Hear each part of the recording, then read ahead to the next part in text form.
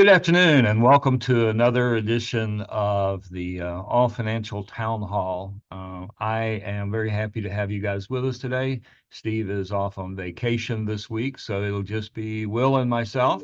For those of you that haven't had a chance to meet Will, he's a new advisor that has been with us for several months now.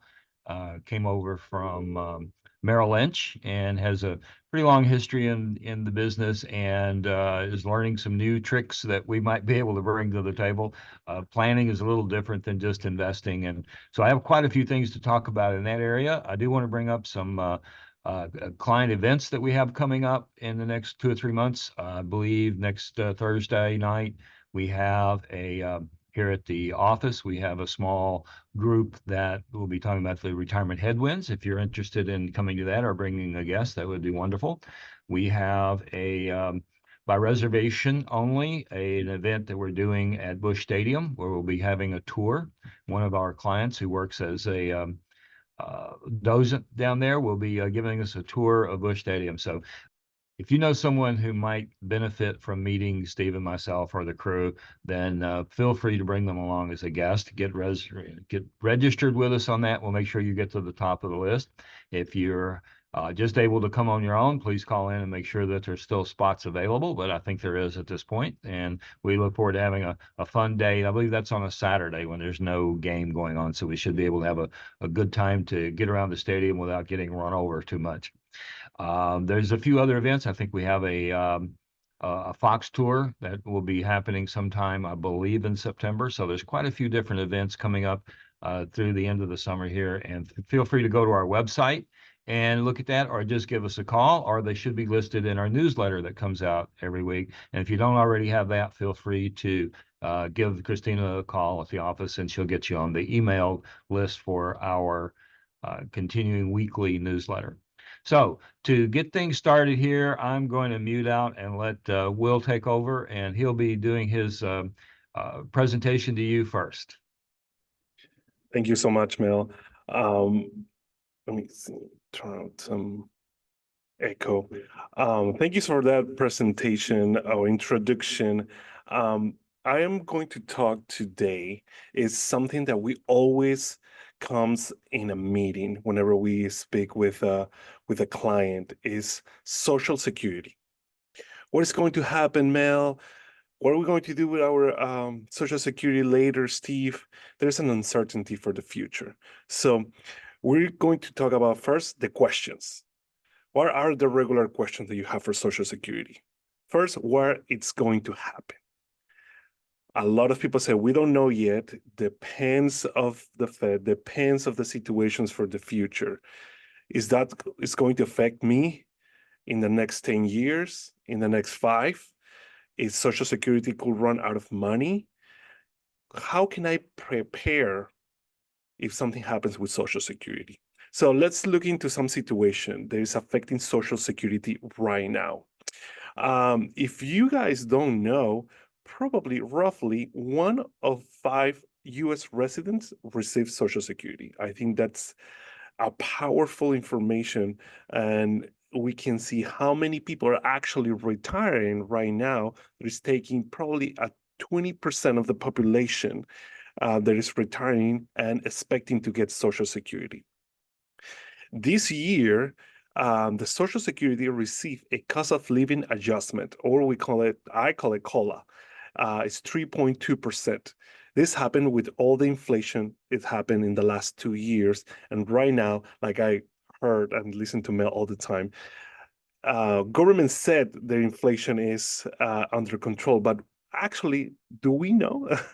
So we need to get ready if inflation is going to keep going the next year, exactly how is it right now.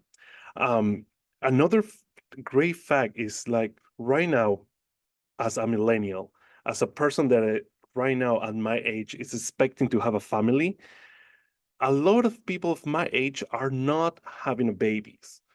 The lower birth rate is way lower than higher life expectancy. So right now, people over 65 will outnumber people under the age of 18 by 2034.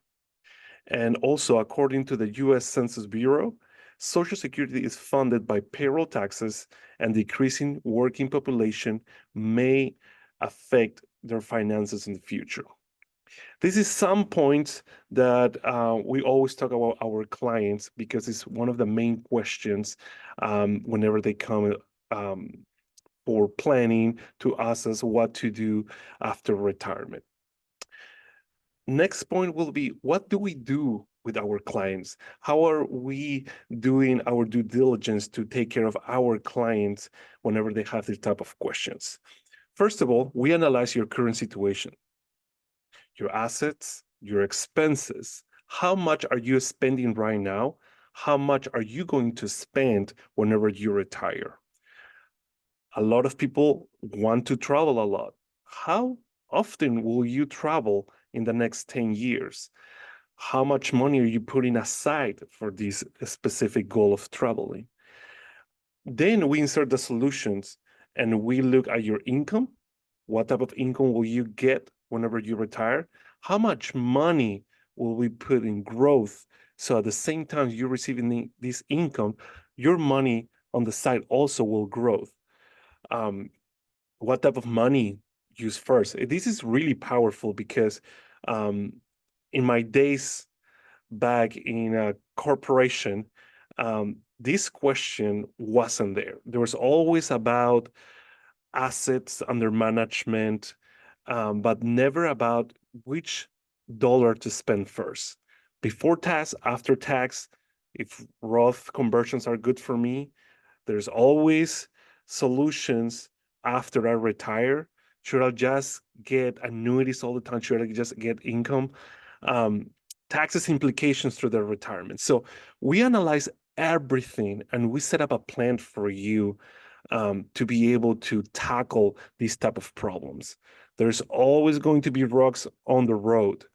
The good idea is to know the road and be able to um, avoid this type of bumps or rocks.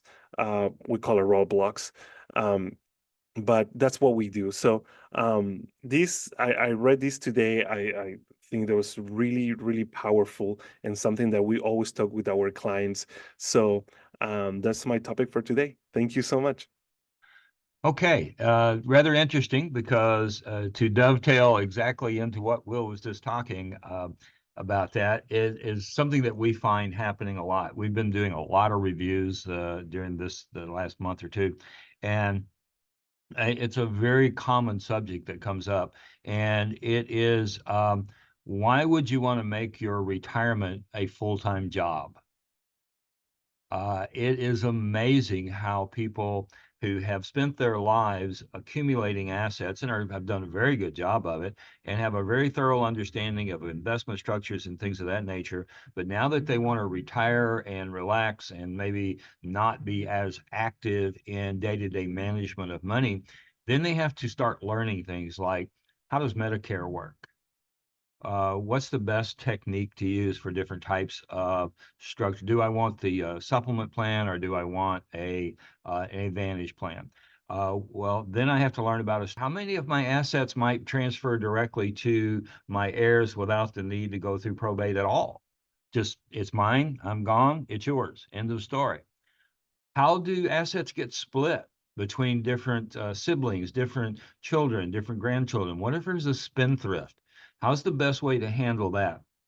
Do I need to have professional money managers for my assets so that my children who maybe aren't as good at managing money as they should be would have someone to take care of things for them? What about tax planning? And it's not just whether I should do Roth conversions or not. It's about what happens with the different tax structures that may be happening in the very near future. We don't know who's going to win this election, but we do know that there will probably be some changes made to the tax code in the next 4 to 6 years. And being able to react to those changes appropriately can be daunting. It's a whole field of study that goes into that. But it even gets down to the point of, I have some money in the bank. I have money in a non-qualified investment account. I have IRA or 457 or a 403B. Which dollar do I spend and in what order? Will mention that. What order you put? Maybe I should take some of this, and some of that, in order to mix the cookie up so that it is put me in a lower tax bracket this year. That's a way of managing taxes. That would take quite a bit of study, I think, to figure out exactly how those things would mix up. What about Social Security? Well, should I start it at 62 or 70? What's the difference? What's the break point? How does that work with my other assets and my pension and my cash flows? What's longevity like going to be between myself and my spouse? Maybe that would determine whether Social Security is starting early or later. Maybe I need one early and one later. What's the advantages? What are the disadvantages? That again is an entire field of study, and we have that specialized software just for that particular answer that we go through for our clients when we're meeting with people.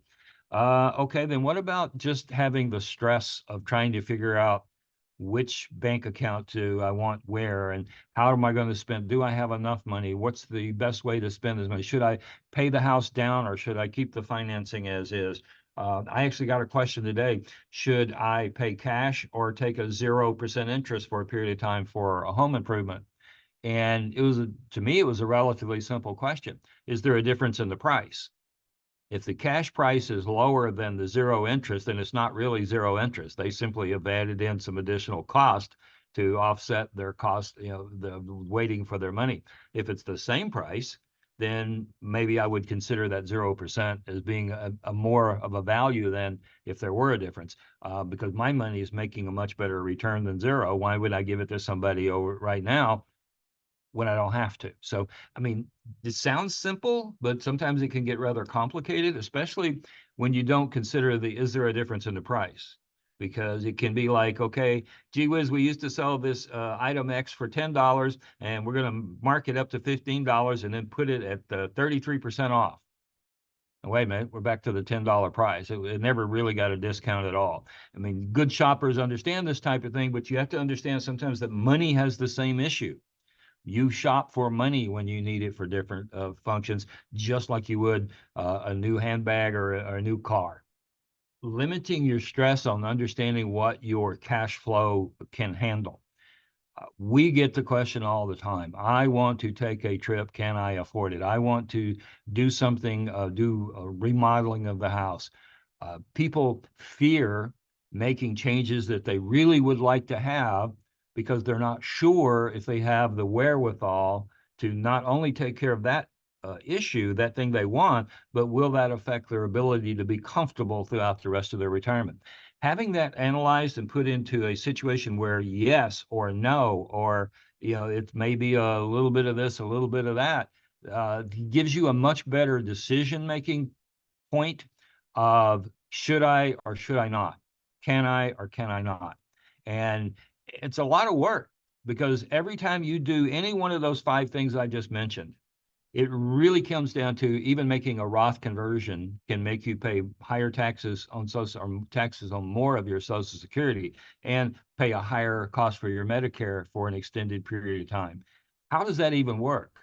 All of that put together and understanding what you spend and when you spend it can absolutely make a difference in how long your money lasts. Will mentioned spending the right dollar in the right situation, and that's a very, very big part of the planning process. So all I want to do is come around to this, that's what we spend our entire lives, quite honestly. I've been in this for 30 plus years, and Steve's been in it for about the same amount of time. And we constantly are looking at how these different things interrelate to each other to come out with the best solution. And it has to be custom built. What works perfectly for one person might be completely different for another, for a couple, because of different family structures, different income needs, different comfort levels with risk versus being safe. So all of that has to be put together, and not just understanding how everything works, but exactly what you're looking for and what will work best for you specifically. So our practice is really built around the planning aspects of things, as much or more than it is about the investment structures, because we have the same stocks, bonds, and mutual funds and different investment structures as any other advisor out there. And essentially going for returns and risk rewards and all that kind of stuff, how much your comfort level with risk is all a part of analyzing that. But then that has to be put into all these other contexts that I've just been going over to help you have a thorough understanding of where you are, how things will flow, and whether or not you'll be comfortable out through your lifetime. And what we attempt to do is to make sure that we put all that together and make sure you understand how it all works together. You can make a much better informed decision once you're informed. And it's a lot easier to have professionals do that informing than to try to go out and learn it all yourself. So that kind of brings me back around to why make retirement a full-time job of having to learn all these things? Obviously, you want to know enough to be conversant, but sometimes it might be a really good idea to have professionals help you put the structure together. And that really is the bottom line of a good planning advisor as well as an investment advisor. So we would look forward to having that opportunity to help you do all of those things. So again, thank you very much for joining us. And this will be recorded. And for you guys that see it later, if you have any questions or would like to have any type of analysis done that we haven't already done for you, please feel free to give us a call. And if you'd like to join us on any of our upcoming events, look for the newsletter, look at our website, and or just give us a call and we'll let you know what's going on. Okay, thank you very much.